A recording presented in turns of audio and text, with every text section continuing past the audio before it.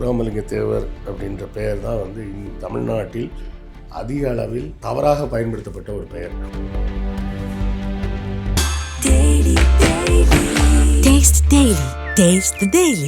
உங்க வீடு அரண்மனை மாதிரி இருக்கணும்னு ஆசையா? டீக் 42 உங்க பட்ஜெட்டுக்கு ஏத்த ஒரே கடை. வந்து பாருங்க, பிடிச்சத வாங்குங்க. அந்த குற்ற பரம்பரை சட்டத்தின்படி இவங்கெல்லாம் என்ன பண்ணணும்னா, டெய்லி போய் ஸ்டேஷனில் கையெழுத்து போடணும், நைட்டு ஸ்டேஷனில் தான் படுத்துருக்கணும், காலையில் விடிஞ்சதுக்கப்புறம் தான் வீட்டுக்கு போக முடியும். இப்படி பல கொடுமைகளுக்கு ஆளாக்கப்பட்டவர்கள். ஆனால் அந்த மக்களை பூரா எப்படியாவது கொஞ்சம் மேலே கொண்டு வரணும்னு முயற்சி செய்த முக்கியமானவர்களில் முத்துராமலிங்க தேவரும் ஒருத்தர். பெரும்பான்மையான மக்கள் வந்து இன்னும் அந்த படிப்பு அவங்களுக்கு போய் சேராத கட்டத்தில் தான் இன்னும் இருந்துகிட்டு இருக்கிறாங்க. அவர்களை வைத்து கொண்டு இந்த எடப்பாடி போன்றவர்கள் தூண்டி விட்டு வேலை பார்க்குறாங்க. அதுதான் உண்மையான விஷயம். அவருக்கு முத்துராமலிங்க தேவர் மேலே பாசமும் கிடையாது, முக்குலத்தோர் மேலே நேசமும் கிடையாது. அவருக்கு வந்து கட்சியில் வந்து ஓபிஎஸ் போனது பிறகு ஓபிஎஸ் ஒரு பக்கம் போயிட்டார். அவரும் அந்த முக்குலத்தோர் சமூகத்தை சேர்ந்தவர். சசிகலாவும் அந்த முக்குலத்தோர் சமூகத்தை சேர்ந்தவங்க. ரெண்டு பேரையும் ஓரம் கட்டிட்டார். ரெண்டு பேரையும் ஓரம் கட்டின பிறகு கட்சியில் வந்து அந்த சாதியை சேர்ந்தவர்கள் நம்ம ஆளுங்க யாருக்குமே ரெப்ரசன்டேஷனே இல்லை அப்படின்னா அவங்க ஃபீல் பண்ணுறாங்க. அப்போ அவர்களை சமாதானப்படுத்துகிறேன் அப்படின்ற பேர் வழின்ற போர்வையில் தான் இந்த வேலையை செஞ்சிட்ருக்கிறார். இதை செய்யணும்னு தோணியிருந்தால் அவர் எப்போ செஞ்சுருக்கலாமே. நம்ம படத்தில் பார்த்த அமாவாசை வந்து ஒரிஜினல் அமாவாசை எடப்பாடி தான்.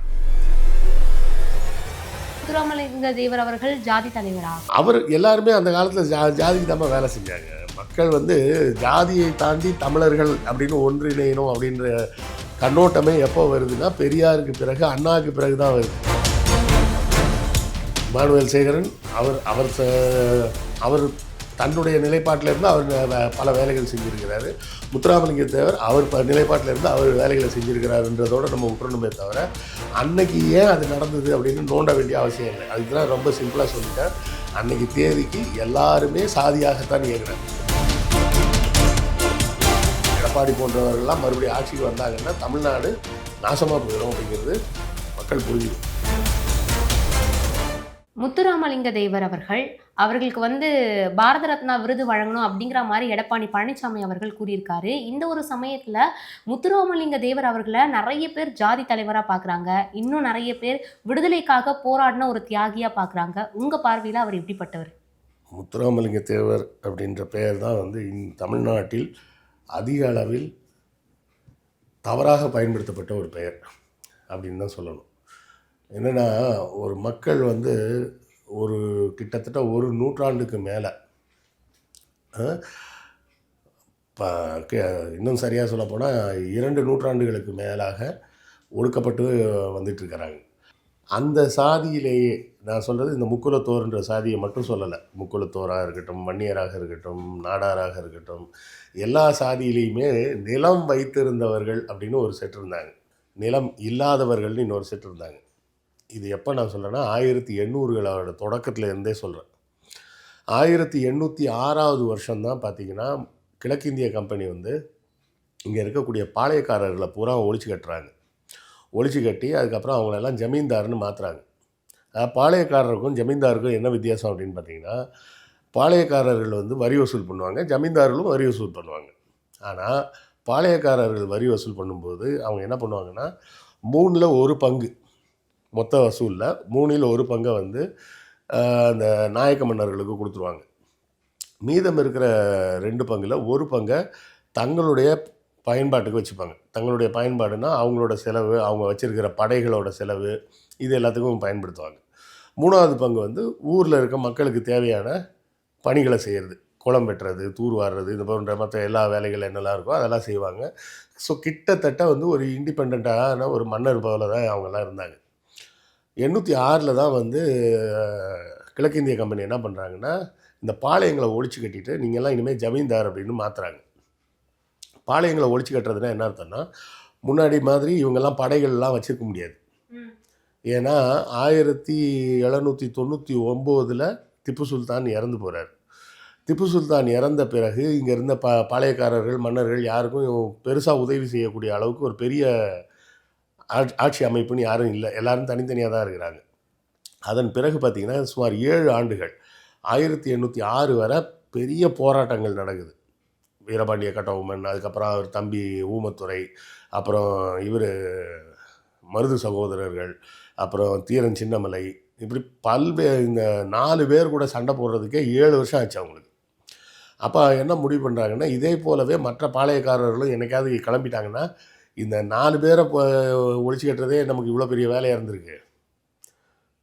4 பேர்னு கூட ஆக்சுவலாக சொல்ல முடியாது. மொத்தமே 3 பேர் தான். 3 அரசாங்கம் தான். ஒன்று ஊமத்துரை, இன்னொன்று மருது சகோதரர், இன்னொன்று தீரன் சின்னமலை. இந்த 3 பேரை ஒழிச்சு கட்டுறதுக்கே 7 வருஷம் ஆச்சு. மொத்தம் 72 பாளையங்கள் இருக்குது. இவங்க எல்லாரும் கிளம்பிட்டாங்கன்னா என்ன பண்ணுறதுன்னு அவன் ஒரு புது சட்டத்தை போட்டு என்ன பண்ணுறான், இனிமேல் நீங்கள்லாம் பாளையக்காரர் கிடையாது, நீங்கள்லாம் ஜமீன்தார். ஜமீன்தாருக்கு உண்டான பென்ஷன்னு நாங்கள் ஒரு வருஷத்துக்கு ஒரு அமௌண்ட் கொடுத்துட்றோம். நீங்கள் இனிமேல் படைகள்லாம் வச்சுக்கூடாது. அதிகபட்சமாக நீங்கள் எல்லா வேலைகளுக்கும் சேர்த்து 50 பேருக்கு மேலே வச்சுக்கூடாது.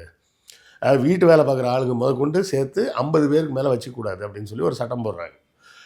அப்போ இந்த ஜமீன்தார்கள் இந்த சுயநலமாக இருந்தவங்க பூரா என்ன பண்ணுறாங்க, இதை ஓகேன்னு ஒத்துக்கிட்டு பேசாமல் போயிடுறாங்க. அப்போ அவங்ககிட்ட வேலை பார்த்த படை வீரர்கள்லாம் எங்கே போவாங்க? அந்த படை வீரர்களுக்கு வேலை இல்லை. அவங்களுக்கு இவ்வளோ ஆண்டுகளாக தெரிஞ்ச ஒரே தொழில் போர் செய்கிறது மட்டும்தான் தெரியும்.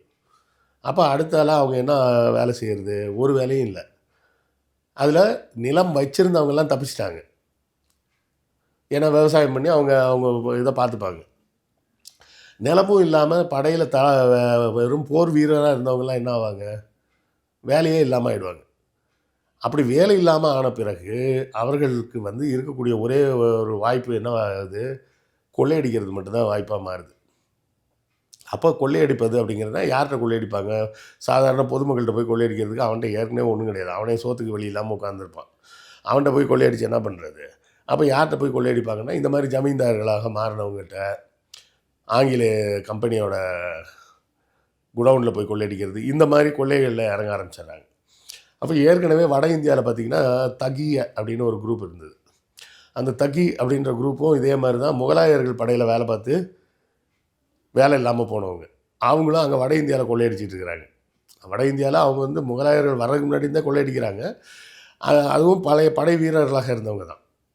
அப்போ அவர்களை ஒடுக்குவதற்காக கொண்டு வரப்பட்ட ஒரு சட்டம் குற்றப்பரம்பரை சட்டம்னு ஒன்று கொண்டு வராங்க. அந்த குற்றப்பரம்பரை சட்டத்தை இங்கேயும் இம்போஸ் பண்ணுறாங்க. அந்த குற்றப்பரம்பரை சட்டத்தின்படி இவங்கெல்லாம் என்ன பண்ணணும்னா, டெய்லி போய் ஸ்டேஷனில் கையெழுத்து போடணும். நைட்டு ஸ்டேஷனில் தான் படுத்துருக்கணும். காலையில் விடிஞ்சதுக்கப்புறம் தான் வீட்டுக்கு போக முடியும். இப்படி பல கொடுமைகளுக்கு ஆளாக்கப்பட்டவர்கள். ஆனால் அந்த மக்களை பூரா எப்படியாவது கொஞ்சம் மேலே கொண்டு வரணும்னு முயற்சி செய்த முக்கியமானவர்களில் முத்துராமலிங்க தேவரும் ஒருத்தர். அதில் இன்னொருத்தர் பாண்டித்துரை தேவர்னு ஒருத்தர் இருக்கிறார். அவர் தான் தமிழ் சங்கமே நடத்தினார் அவர் மதுரையில். அப்படிப்பட்டவர்களை பற்றிலாம் சொல்லாமல் இந்த மக்களுக்கு இந்த படிப்பறிவு இன்னுமே நிறைய பேருக்கு படிப்பு வரலை. ஓரளவு படிப்பு வந்தவங்க இருக்கிறாங்க. ஆனால் பெரும்பான்மையான மக்கள் இன்னும் அந்த படிப்பு அவங்களுக்கு போய் சேராத கட்டத்தில் தான் இன்னும் இருந்துகிட்டு இருக்கிறாங்க. அவர்களை வைத்து கொண்டு இந்த எடப்பாடி போன்றவர்கள் தூண்டி விட்டு வேலை பார்க்குறாங்க. அதுதான் உண்மையான விஷயம். அவர் இப்போ பேசுகிறதுக்கு முக்கிய காரணமே என்னென்னா, ஓபிஎஸ் கட்சியை விட்டு வெளியே போன பிறகு மதுரை மற்றும் தென் தமிழகம் சார்ந்த பகுதியில் இருக்கக்கூடிய அதிமுககாரர்கள் பூரா ஒரு பெரிய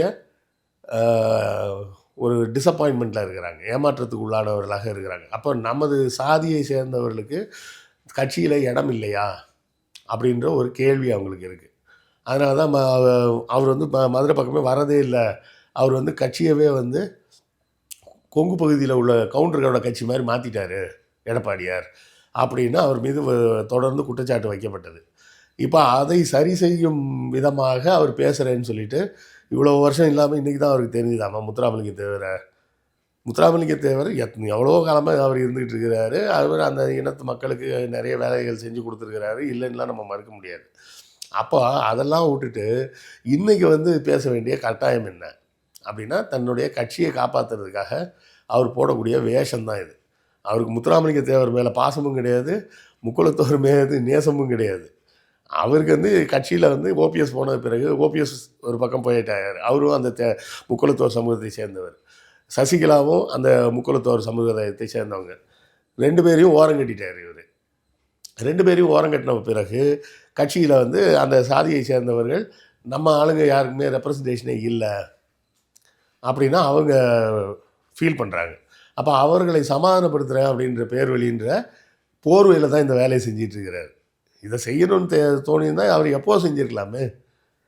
தனக்கு ஒரு தேவை வரும்போது தான் அவர் இந்த வேலையை செய்கிறார். இப்போது ஒரு சாதாரண ஒரு அரசியல் கட்சியாக இருந்தால் ஒரு தலைவர் இருக்கிறாருன்னா அந்த தலைவருக்கு ஏதாவது ஒரு நினைவு மண்டபம் கட்டுறது, அவரோட சேவையை நம்ம பாராட்டணும். என்றைக்கு இருந்தாலும் அவர் ஏதோ ஒரு வேலை செஞ்சுருக்கிறாரு, அதுக்கு அவருக்கு ஒரு நினைவு மண்டபம் கட்டுறது, ஏதோ ஒன்று செய்யணும் அப்படிங்கிறது எல்லா கட்சிகளுமே செய்வாங்க.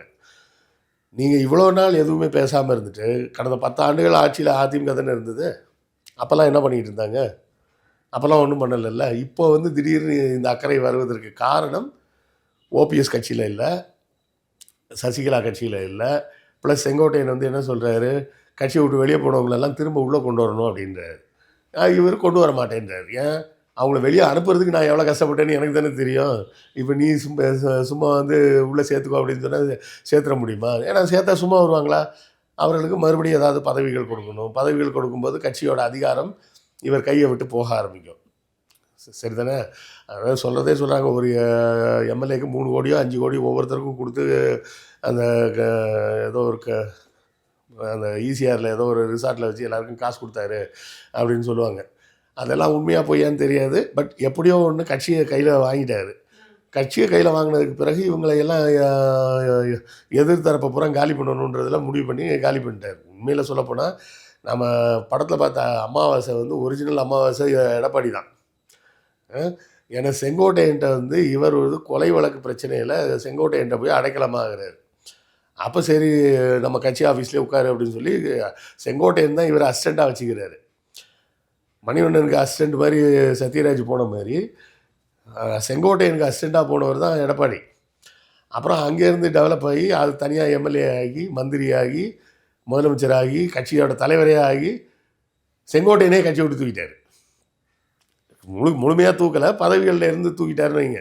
இப்போ நீங்கள் சொல்கிறது வந்து அங்கே இருக்கக்கூடிய மக்கள், அதாச்சும் தென் மாவட்டங்களில் இருக்கக்கூடிய மக்கள் இப்போ வரைக்குமே முத்துராமலிங்க தேவர் அவர்களை ஒரு கடவுளாக பார்க்குறாங்க. ஸோ அவர் பேர் வச்சு ஒரு ஜாதி தலைவராக இவர் ஒரு வேலையை பார்த்துட்ருக்காரு. அவ்வளோதான் பண்ணுறாரு.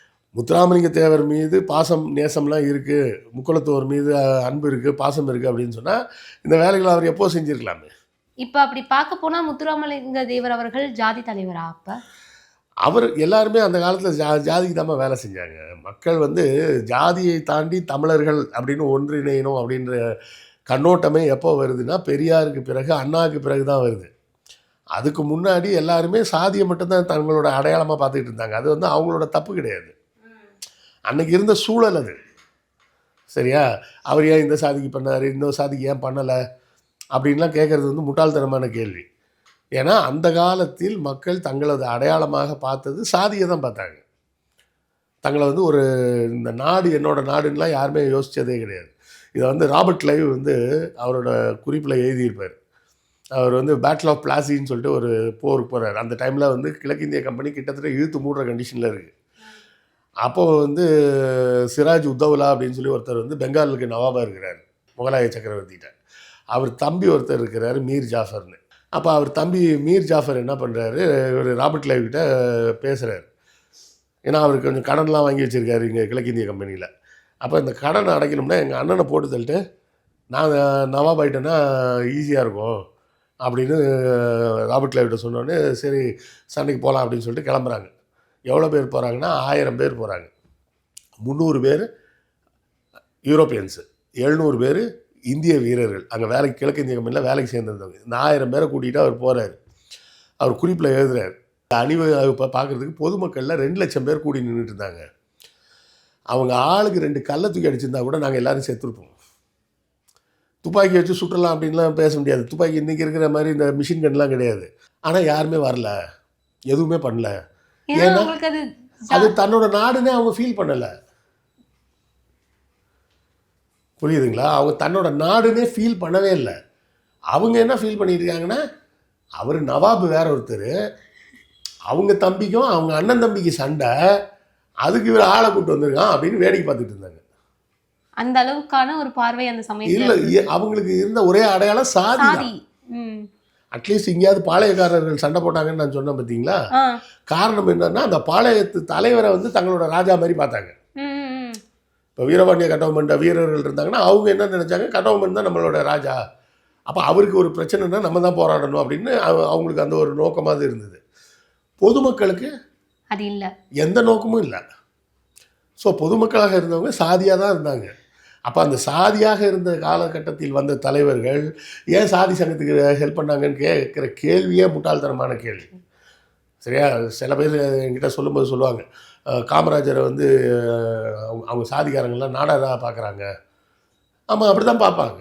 காரணம் என்னென்னா, அன்னைக்கு காமராஜர் அவர்களுடைய காலத்துலேயும் அது இருந்திருக்கு. ஆமாம், காமராஜர் காலத்துக்கு முன்னாடி பார்த்தீங்கன்னா இந்த வார சந்தைன்னு சொல்லுவாங்க, அது ஒன்று தான் இருக்கும். ஒரு பெரிய பொட்டல் காடு மாதிரி இருக்கும், ஒரு இடம் இருக்கும். அங்கே வந்து எல்லா பக்கத்துலேருந்து வியாபாரிகள் பொருட்களை கொண்டு வந்து அந்த சந்தையில் கூடுவாங்க. எல்லோரும் வந்து பொருட்களை வாங்கிட்டு போவாங்க. இப்படி இருந்ததை காமராஜர் தான் மாற்றுறாரு. மாற்றி என்ன சொல்கிறாருன்னா, அதுக்கு பேர் வந்து தினசரி சந்தைன்னு ஒன்று உருவாக்குறாரு. ஒவ்வொரு கிராமத்துலேயும், ஒவ்வொரு டவுன்லேயும், ஒவ்வொரு ஊர்லேயும் தினசரி சந்தைன்னு சொல்கிற ஒன்று உருவாக்குறாரு. அதுதான் நம்ம ஆளுங்க என்ன சொல்கிறாங்கன்னா, முனிசிபல் மார்க்கெட் அப்படிம்பாங்க.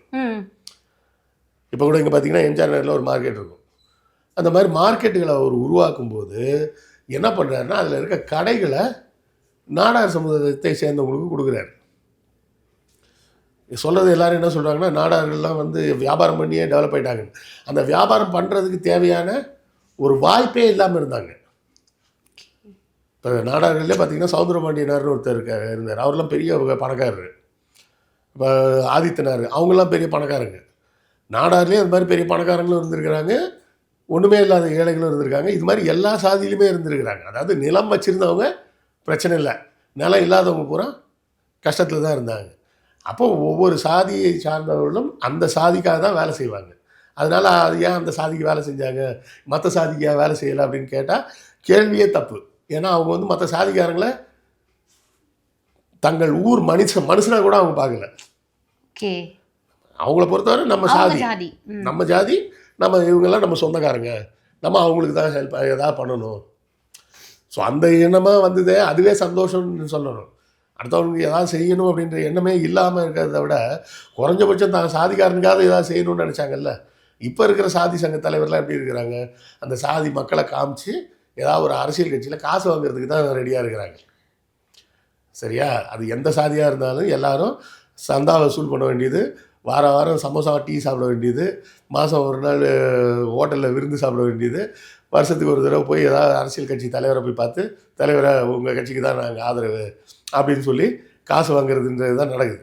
மக்கள் வந்து தமிழர்கள் தங்களை தமிழர்களாக உணரணுன்ற சிந்தனையே எப்போ வருது அப்படின்னா, பெரியார் வந்த பிறகும், அண்ணா, பாரதிதாசனார் போன்றவர்கள்லாம் வந்த பிறகு தான், ஓ நம்ம தமிழர்கள், தமிழுக்குன்னு இவ்வளோ பெருமை இருக்குது, அப்போ நம்ம தமிழனாக உணரணும் அப்படின்ற எண்ணம்லாம் அதுக்கப்புறம் தான் வருது. இப்போ இன்னொரு பக்கம் முத்துராமலிங்க தேவர் அவர்கள் அப்படின்னு எடுத்துக்கிட்டோம்னா நம்ம மைண்டுக்கு இன்னொரு விஷயம் வருது அப்படின்னு பார்த்தீங்கன்னா, முதுகுலத்தோர் கலவரம். இது என்ன பிரச்சனை ஆக்சுவலி? இது எங்க இல்லை, அந்த பிரச்சனை முடிஞ்சு போச்சுமா, அதை பற்றி திரும்ப பேசக்கூடாது. ஒரு பிரச்சனை வந்து நடந்திருக்கு, ஒரு நாள் நடந்தது, அதில் ஏகப்பட்ட பேர் இறந்துருக்கிறாங்க, அதோடு முடிஞ்சது. அது ஆறி போன புண்ணை வந்து மறுபடி கீறுற வேலை செய்யக்கூடாது. இமானுவேல் சேகரன் அவர் தன்னுடைய நிலைப்பாட்டிலேருந்து அவர் பல வேலைகள் செஞ்சுருக்கிறாரு. முத்துராமலிங்க தேவர் அவர் நிலைப்பாட்டிலேருந்து அவர் வேலைகளை செஞ்சுருக்கிறாருன்றதோடு நம்ம விட்டுறணுமே தவிர, அன்னைக்கு ஏன் அது நடந்தது அப்படின்னு நோண்ட வேண்டிய அவசியம் இல்லை. அதுக்கு தான் ரொம்ப சிம்பிளாக சொல்லிட்டேன். அன்னைக்கு தேதிக்கு எல்லாருமே சாதியாகத்தான் இயங்கினாங்க. அது தேவரா, நாடாரா, செட்டியாரான்லாம் கிடையாது, எல்லாருமே சாதி சார்ந்து தான் இயங்கினாங்க. இன்றைக்கும் ஒரு சிலர் சாதி சார்ந்து தான் இயங்குறாங்க. அதைத்தான் நினச்சி நம்ம வெக்கப்படணுமே தவிர, அன்றைக்கி என்ன நடந்ததுன்றதை பேசி மறுபடியும் கிளறிக்கிட்டு இருக்கக்கூடாது. சில விஷயங்களை மறந்து கடந்து போகிறது நல்லது. அது நல்லதோ தப்போ கெட்டதோ அதெல்லாம் வந்து திரும்ப பேசி யாரோ ஒருத்தரை குற்றவாளி ஆக்குறதுன்றது தேவையில்லாத டென்ஷனை தான் உருவாக்குமே தவிர, அதனால் எந்த நன்மையும் நடக்க போகிறதில்ல. முக்கியமாக புரிஞ்சிக்க வேண்டியது என்னென்னா, இப்படி ஒரு விஷயத்தை தூண்டி விடுறதையே ஒரு வேலையாக செஞ்சுக்கிட்டு இருக்கிற ஆட்களில் எடப்பாடியும் ஒருத்தராக இருக்கார். இப்போ வந்து சம்மந்தம் இல்லாமல் முத்துராமலிங்க தேவருக்கு பாரத ரத்னா விருது கொடுக்கணும், ஏன் கேட்குறதான் கேட்குறாரு, நோபல் பரிசு கொடுக்கணும்னு கேட்க வேண்டியது தானே. கேட்குறது யார்கிட்ட கேட்குற, அண்ணன்ட்ட தானடா கேட்குற அப்படின்னு ஒரு வடிவேல் படத்தில் ஒரு ஜோக் இருக்கும். அது மாதிரி நீ வந்து வாங்கி கொடுக்குற எண்ணத்துலலாம் கேட்கல, அப்போ கேட்குறதே கேட்குற நோபல் பரிசு கொடுன்னு கேட்க வேண்டியது தானே. மக்களை ஏமாத்துகிற வேலையை தான் எடப்பாடி செஞ்சிட்டு இருக்கிறாரு. அந்த மக்கள் ஏமாறாமல் இருந்தாங்கன்னா தான் அவங்களுக்கு நல்லது. ஒரு வேளை நம்பி ஏமாந்துட்டாங்கன்னா அவங்களுக்கு மட்டும் இல்லை, தமிழ்நாட்டுக்கே கேடு. எடப்பாடி போன்றவர்கள்லாம் மறுபடியும் ஆட்சிக்கு வந்தாங்கன்னா தமிழ்நாடு நாசமாக போயிடும் அப்படிங்கிறது மக்கள் புரிஞ்சுக்கணும். கைரேகை சட்டத்துல முத்துராமலிங்க தேவர் அவர்களுடைய பங்கு எந்த அளவுக்கு இருந்தது? அதுக்கு அவர் மட்டும் இல்லை, எல்லாருமே அதுக்கு போராடினாங்க. அது வந்து கடைசியாக சுதந்திரம் வாங்கிய பிறகு தான் 47க்கு அப்புறம் தான் அந்த சட்டத்தை வந்து நீக்க முடிஞ்சுது. இன்னும் சொல்லப்போனால் இப்போ கூட செடிஷன் ஆக்ட்னு ஒன்று வச்சுருக்கோம், தேச துரோக குற்றம்னு. அந்த சட்டம்லாம் வந்து எப்போ வச்சுருந்தாங்கன்னா வெள்ளைக்காரன் அவன் வசதிக்கு வச்சுருந்தான். இப்போ வந்து அந்த சட்டமே இரலவெண்ட். எப்படி கைரேகை சட்டம் வந்து தேவையில்லாத சட்டமோ, அந்த கைரேகை சட்டத்தில் நிறைய பேர் தப்பாக புரிஞ்சிட்டு இருக்கிறாங்க. தேவை சாதியை மட்டும்தான் இருந்தாங்க, அப்படி மட்டும்லாம் கிடையாது. விழுப்புரம் பக்கத்தில் உப்பு விற்கிறதுக்குன்னு ஒரு சாதியை சேர்ந்தவங்க இருந்தாங்க. அவங்கெல்லாம் அந்த கைரேகை சட்டத்தில் இருந்தாங்க. ஏன்னா அவங்களுக்கு தெரிஞ்ச ஒரே தொழில் உப்பு விற்கிறது. பிரிட்டிஷ்காரன் என்ன பண்ணிட்டான், யாருமே உப்பு விற்கக்கூடாதுன்னு சட்டம் போடுறான். உப்பு வாங்குறது கவர்மெண்ட்டை தான் வாங்கணும் அப்படின்னு சொல்லி அவன் சட்டம் போடுறான். அதை எதிர்த்து தான் காந்தி வந்து அந்த உப்பு சத்தியாகிரகம்லாம் நடத்துகிறாரு. அப்போ அவங்களுக்கு இருந்த ஒரே தொழில் என்னது, உப்பு விற்கிறது. நீ அரசாங்கத்துக்கு எதிராக வேலை பார்க்குறேன்னா அவங்களையும் தூக்கி கைரேகை சட்டத்தில் உள்ள போட்டாங்க. ஓகே, இதில் நிறைய பேர் இருந்திருக்காங்க. நம்ம கைரேகை சட்டத்தில் வந்து கள்ளர், மறவர், தேவர் இவங்க மட்டும் கிடையாது. அதில் கிட்டத்தட்ட தமிழ்நாட்டிலேயே வந்து ஒரு 63 சாதியை சேர்ந்தவர்கள் இருந்தாங்க. அவங்கள எல்லாரையும் தான் டீநோட்டிஃபைடு ட்ரைப்ஸ்னு அதுக்கப்புறம் நம்ம பேர் மாத்திரம் குற்றப்பரம்பரையினர்னு அந்த பேரில் இருந்து எடுத்து அவங்கள டீநோட்டிஃபைட் ட்ரைப்ஸ் அப்படின்னு மாற்றி, அதாவது ஒடுக்கப்பட்ட இனக்குழுவை சார்ந்தவர்கள், இவங்களுக்குன்னு தனியாக சில திட்டங்களை வகுத்து அவங்க முன்னேறதுக்கு பயன்படுத்தணும். எப்போவுமே ஒரு அரசாங்க செட்டப் மாறும்போது இது மாதிரி நிறைய பேர் திடீர்னு வேலையெல்லாம் போயிடுவாங்க. நீங்கள் ஜப்பானில் வந்து கேள்விப்பட்டிருப்பீங்களா, இந்த ஃபேமஸான ஒரு தொடர், குழந்தைங்க பார்க்குற தொடர் பார்த்துருப்பீங்க, நிஞ்சா ஹட்டோரின்னு. அந்த நிஞ்சான்றவங்களாம் யார்? அவங்களும் ஒரு காலத்தில் போர் வீரர்களாக இருந்து கொலைகாரங்களாக மாறினவங்க. இந்த நிஞ்சா ஹட்டோரின்ற சீரீஸை அவங்க எதுக்கு எடுத்தாங்கன்னா, ஜப்பான் சமுதாயத்தை பொறுத்தவரை நிஞ்சா அப்படின்னாலே கொள்ளைக்காரன், திருடன்னு பார்க்கக்கூடிய ஒரு பார்வை இருக்குது. அந்த பார்வை குழந்தைங்களுக்கும் போகக்கூடாது. ஹட்டோரின்னு ஒரு நிஞ்சா குழந்தை, அது அந்த குழந்தைய ஒரு சாதாரண ஜப்பானிய வீட்டில் தத்தெடுத்து வளர்க்குறாங்க. அந்த குழந்தையும் அந்த வீட்டில் இருக்க குழந்தைகளும் நட்பாக பழகிறாங்க, வித்தியாசம் இல்லாமல் பழகிறாங்க அப்படின்னு சொல்லி அந்த குழந்தைகள் மனசில் அந்த நிஞ்சா அப்படின்னாலே ஒரு ஒவ்வாமை வரக்கூடாது அப்படிங்கிறதுக்காக எடுத்த சீரியல் அது. நாம் வந்து ஏதோ சின்ன குழந்தைங்களுக்கு போகிற சீரியல் நிஞ்சா ஹட்டோரி அப்படின்னு பார்த்துட்டு போயிடுறோம். அதுக்கு பின்னாடி ஒரு வரலாறு இருக்குது. ஒரு காலத்தில் அந்த நிஞ்சாவாக இருந்தவர்கள் போர் வீரர்களாக இருந்து அந்த சமுதாயம் வந்து அட்வான்ஸாக மாறுது, லேட்டஸ்ட் சமுதாயமாக மாறுது, இண்டஸ்ட்ரியலைஸ்டாக மாறுது. இண்டஸ்ட்ரியலைஸ்டாக மாறும்போது அங்கே 2 குரூப் இருக்குது. சாமுராயின்னு ஒரு குரூப் இருக்குது, நிஞ்சாஸ்னு ஒரு குரூப் இருக்குது. நிஞ்சாஸ்னு வந்து யாருன்னா போர் வீரர்களாக சண்டை போடுறவங்க. சாமுராயின்றவங்களாம் தளபதிகளாக இருந்து சொத்து பத்தோடு இருந்தவங்க. அந்த சாமுராயெல்லாம் என்ன பண்ணுறாங்க, கம்பெனி ஆரம்பித்து பிஸ்னஸ் ஆரம்பிச்சிடுறாங்க. யாரெல்லாம் நம்ம கவாசாக்கின்னு பார்க்குறோம்ல, கவாசாக்கி, சாமுராய், இதெல்லாமே அங்கே உள்ள தளபதிகளோட பேர். மிச்சுபிஷி. நம்ம சமுதாயத்தை சேர்ந்த மாணவர்கள் படிக்கிறாங்களா, படித்து அடுத்த கட்டத்துக்கு போகிறாங்களா அப்படிங்கிறத பார்க்கணும். அதை பார்க்காம பழம்பெருமை பேசி பேசி அவங்கள வீணடித்து அவங்களோட வாழ்க்கையும் தொலைச்சி தேவையில்லாத கொலைகள் நடக்குது, ஆணவ கொலைகள், இது எல்லாமே நடந்து தமிழ் சமுதாயம் எப்போது முன்னேறும்னா இந்த சாதியை விட்டு வெளியே போனாங்கன்னா தான் முன்னேறும். இல்லாதவரை நாம் மாடர்ன் சொசைட்டிக்கு வரமாட்டோம். என்றைக்கோ இருந்த ஒரு சொசைட்டி மாடலில் இருந்தது சாதி. இன்றைக்கி இருக்கிற சொசைட்டியோட மாடலுக்கு சாதி தேவையில்லாத ஒரு விஷயம். அப்போ அதை விட்டு வெளியே வரணும், வந்தால் தான் அவங்க அடுத்த கட்டத்துக்கு போக முடியும். நான் தேவர்னு சொல்லிக்கிறதுலையோ, நாடார்னு சொல்லிக்கிறதுலையோ, செட்டியார்னு சொல்லிக்கிறதுலையோ எதுலேயும் பெருமை கிடையாது. நான் டாக்டரு, நான் வக்கீல், நான் சாஃப்ட்வேர் இன்ஜினியரு, நான் சயின்டிஸ்ட்டுன்னு சொல்கிறதுல தான் பெருமை. ஸோ அதை நோக்கி நகரணும்னா படிக்கணும். அது கொஞ்சம் கஷ்டமாக இருக்குது, இது ஈஸியாக இருக்குன்னொடனே மக்கள் அப்படி போயிடுறாங்க. அப்படி போகிறது அவர்களுக்கு தான் கேடு. இவ்வளோ நேரம் ஒதுக்கி இத்தனை விஷயங்களை எங்கள் கூட பகிர்ந்துக்கிட்டதுக்கு ரொம்ப நன்றி சார். நன்றி.